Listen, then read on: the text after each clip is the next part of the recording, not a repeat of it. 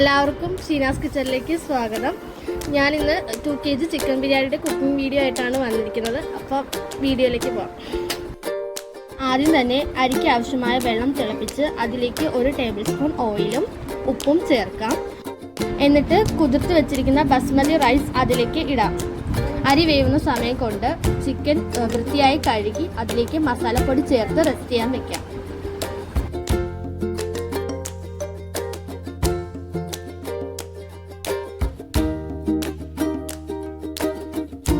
അരി പകുതി വെന്ത് കഴിയുമ്പോൾ അത് ഊറ്റിയെടുക്കാം. ഇനി നമുക്ക് ബിരിയാണി മസാല തയ്യാറാക്കാം.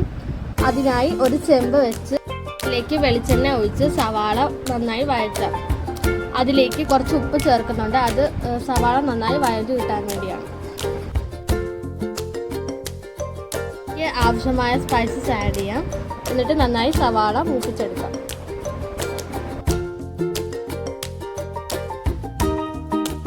എന്നിട്ട് ഇഞ്ചി വെളുത്തുള്ളി പേസ്റ്റ് ഇതിലേക്ക് ചേർക്കാം.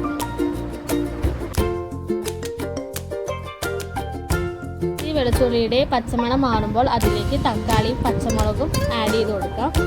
നന്നായി വഴണ്ട് വരുന്നവരെ നമുക്ക് വെയിറ്റ് ചെയ്യാം. ഇതിലേക്ക് മുളക് പൊടി, മഞ്ഞൾപ്പൊടി, മല്ലിപ്പൊടി ചേർക്കാം. പച്ചമണം മാറുന്നവരെ വഴറ്റി കൊടുക്കാം. പിന്നീട് ഇതിലേക്ക് ചെറിയുള്ളി ആഡ് ചെയ്യണമെങ്കിൽ ഓപ്ഷണലാണ്, വേണമെങ്കിൽ ആഡ് ചെയ്യാം. ബിരിയാണി മസാലയും ഗരം മസാലയും ചേർക്കാം. അതൊന്ന് മൂത്ത് വരുന്ന സമയത്ത് നമുക്ക് റസ്റ്റ് ചെയ്ത് വെച്ചിരിക്കുന്ന ചിക്കൻ ഇതിലേക്ക് ഇട്ട് കൊടുക്കാം.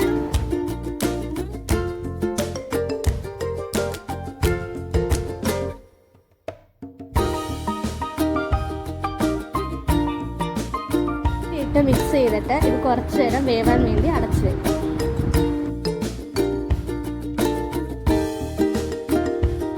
വെന്ത് വരുമ്പോൾ ഇതിലേക്ക് മല്ലിയില ചേർക്കാം. ഇതൊന്ന് മിക്സ് ചെയ്തിട്ട് ഇതിലേക്ക് ആവശ്യമായ തൈര് ചേർക്കാം.